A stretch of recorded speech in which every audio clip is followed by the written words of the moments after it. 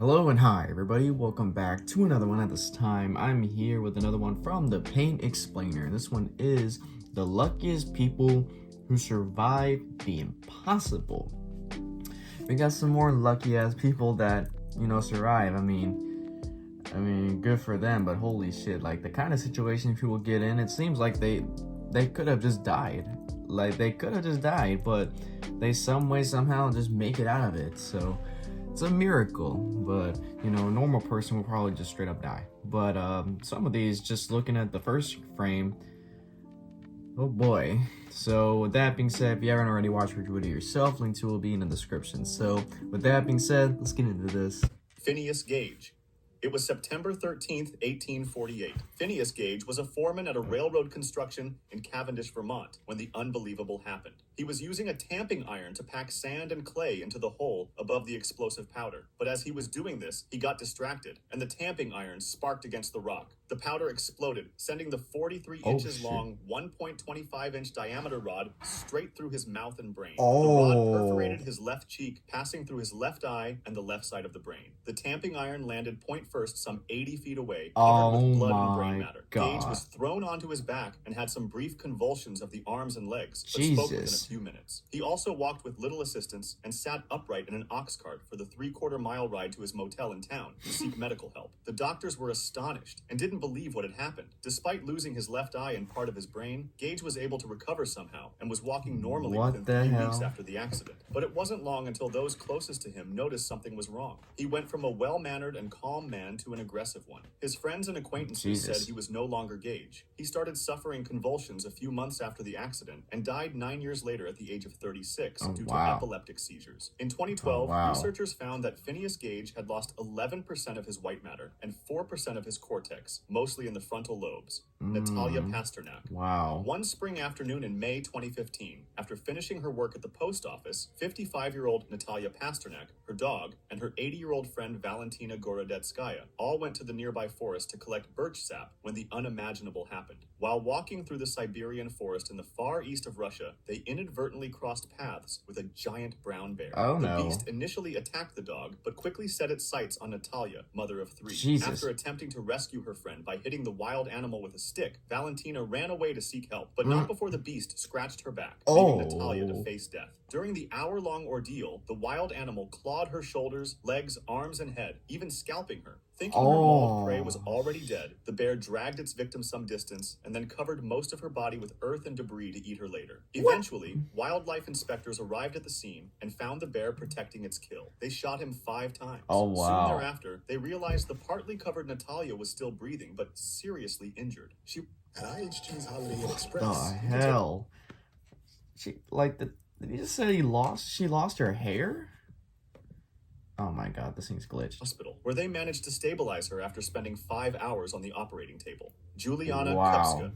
On Christmas Eve 1971, 17-year-old Juliana Kupska was flying over the Peruvian Amazon jungle with her mother when a nightmare ensued. 15 minutes before they were supposed to land, the sky suddenly grew black. The plane unknowingly flew into a violent thunderstorm and was struck by lightning. One massive flash of white light hit the plane's wing, which sent the aircraft into a nosedive. However, the plane began to disintegrate before plummeting to the ground. Kupska found herself falling, still strapped to her row of seats, 10,000 feet into the Amazon rainforest. Before hitting the ground, however, she lost consciousness. She woke up the next day alive and alone in the rainforest. Her seats served as a parachute, which slowed her fall. The impact was also lessened by the rising current from the thunderstorm Kupska fell through, as well as the thick foliage at her landing site. She survived the fall but suffered injuries such as a broken collarbone, a deep cut on her right arm, an eye injury, and a concussion. Her nightmare was far from over. She was able to walk, but she couldn't see well after having lost her glasses during the fall, and she had to deal with the dangers of the jungle, such as jaguars, snakes, and poisonous frogs. Somehow, she managed to find a creek and followed it downstream, walking in the middle of it as it was safer than walking through the jungle. After 9 days alone in the jungle, dealing with severe insect bites, extreme hunger, and an infestation of maggots in her injured arms, she was able to find a hut with a palm leaf roof, an outboard motor with a large boat, and a liter of gasoline. She sucked the gasoline out and put it into the wound. The pain was intense as the maggots tried to get further into the wound. She pulled out about 30 maggots while suffering excruciating pain. Exhausted, she decided to spend the night there. The next day, she heard the voices of several men outside. When they saw her, they were alarmed and stopped talking. They thought she was a water goddess, but once she explained what had happened, they treated her wounds and gave her something to eat, and the next day Jesus. took her back to civilization. She was soon airlifted to a hospital, where she recovered and reunited with her father. She later found that as many as 14 other passengers were later discovered to have survived the initial crash, but died while waiting to be rescued, including her mother. It was later revealed that the plane she was in at the time had a bad reputation because of some recent crashes, and adding to the danger, they pushed through the storm, even though it was unsafe, just to meet the holiday schedule. The airline lost its license and closed 11 days after the accident. Damn. Casey Wagner. That's fucked. One fall afternoon in October 2013, 31 years old Casey Wagner was attending an annual off-road event called Rednecks with Paychecks in St. Joe, Texas, when storm clouds started rolling in above. He decided to take refuge under some trees while waiting for a friend to return from the bathroom, when out of nowhere, he saw sparks flying off the tree trunk. Casey was suddenly struck by lightning, and while he was midair, a second bolt hit his work boots before he could even hit the ground. The bolt shot up his leg and traveled through the side of his body and his left arm. Wagner began yelling for help as he lay there paralyzed. As luck would have it, a nearby nurse rushed to his aid and kept him calm until paramedics arrived. Astoundingly, Wagner escaped with only minor injuries and was released from the hospital after spending only one night in observation. Apart from being left with shortness of breath, sore muscles, and feeling weird, Casey is a walking miracle. To put that into perspective, the chance of being hit by lightning in the U.S. is 1 in a million, and Casey was not only hit once, but twice. In a matter of seconds. Candela. That's crazy. At the end of March 2022, a girl named Candela was waiting for a train in Argentina's capital, Buenos Aires, when she suddenly found herself losing consciousness. What happened next was frightening. She lost her balance and fell to her knees, her head landing in a narrow gap between two subway wagons and her body between the subway and the platform. People nearby were shocked, thinking they had watched the tragic death of a young woman. Little did they know, they just experienced a miracle. When the subway stopped, people rushed to get her out from under the carriages. Surprisingly, she was alive, quickly regained consciousness, and seemed unharmed. She was immediately rushed to the hospital, where she was diagnosed with a broken rib, a perforated liver, a skull fracture between her nose and eyebrow, and a head concussion, which caused her to lose hearing in one ear. It was February 2007, and German what made her lose paraglider consciousness? was in Australia, preparing for the World Paragliding Championship when the unthinkable happened. After ignoring the warnings of violent thunderstorms, she decided to take off. Shortly thereafter, while passing beneath the storm clouds, she was swallowed into the ascending current of a cumulonimbus cloud, which has a very powerful vertical upward force. She did not stand a chance. Unable to get out, she was lifted at a speed of 48 miles per hour to an altitude of 32,986 feet, according to her GPS. To put that into perspective, it is higher than Mount Everest. Mount Everest. I know I'm not talking too much, but I can't pause. I just hate this iPad or the shit that goes on with it. And I can't click the skip because it's glitched. Around her, she was pelted by hailstones the size of baseballs and experienced temperatures of minus 67 degrees Fahrenheit, losing consciousness in the process. 45 minutes later, she miraculously woke up disoriented, tired, and covered in ice. Her altitude was now 22,966 She's still in the air. She escaped the storm and safely landed 3.5 hours later, about 37 miles north of her starting position flying around on a the nearby air. farm, suffering only minor frostbite in her extremities. Danny Balk.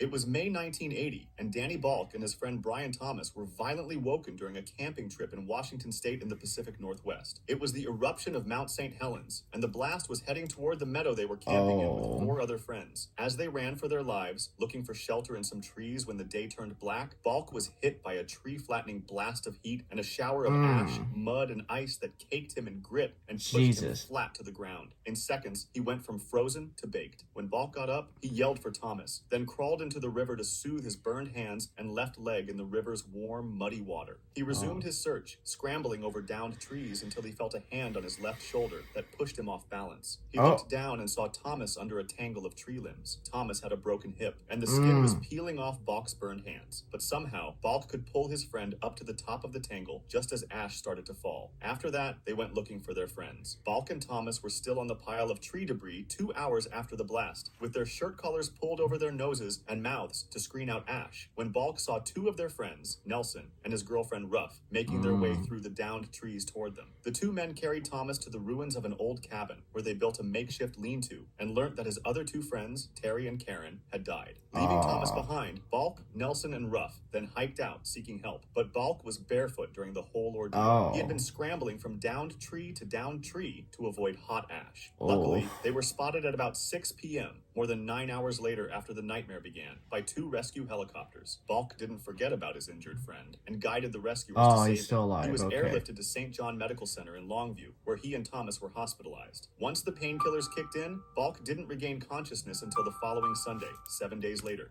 Helen Claiborne. Jesus It was Christ. February 4th, 1963, and a 21-year-old Helen Claiborne was in Anchorage, Alaska, when she decided to hitchhike all the way to San Francisco by sharing a single-engine plane with inexperienced 42-year-old pilot Ralph Flores. Not long into the journey, however, Flores ran into a snowstorm that blew them off course. He went above the clouds to try to escape the storm, but needed to go down to see the landmarks to get to their destination. Once he did so, he immediately found himself too near the mountains and trees. Oh, shit. And before he could react, they crashed. Miraculously, they survived, but were stranded alone in a snow-covered forest in the Canadian Yukon, in winter with temperatures as low as negative 58 degrees Fahrenheit. Helen suffered a broken arm and crushed feet, and Flores had a fractured jaw and cracked ribs. They somehow built a shelter using a piece of cloth and cushions from the plane. They also used aircraft carpets as blankets and gasoline from the fuel tank to light a fire to keep themselves warm. They had no food apart from 4 tins of sardines, 2 cans of tuna, and some fruit cocktails and crackers, which were rationed but only lasted 10 days. 10 forcing days them with to make that soup food? from melted snow. Eventually, Flores gathered enough strength to go to a nearby frozen lake, where he wrote a large SOS sign with an arrow pointing to their camp.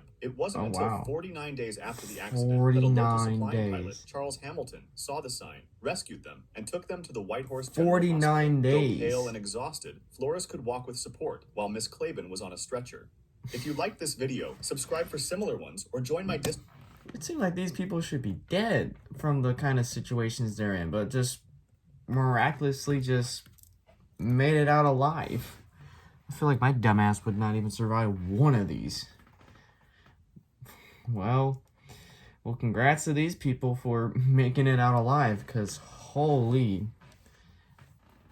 like, it's hard to believe that these people made it out of these situations alive.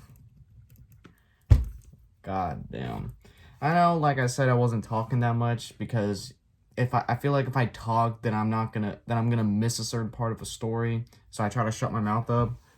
But it's kind of, there was a lot just like I'm just thinking about when it comes to these people just surviving all of these fucking tragic events is insane. But with that being said, if you enjoyed this, be sure to give this video a like. If you haven't yet subscribed, be sure to do so now and turn on notifications to be notified for any video that I upload. And I'll catch you guys later in the next one whenever I start doing that. So, hope you guys enjoy. I'll catch you guys later. So, take care.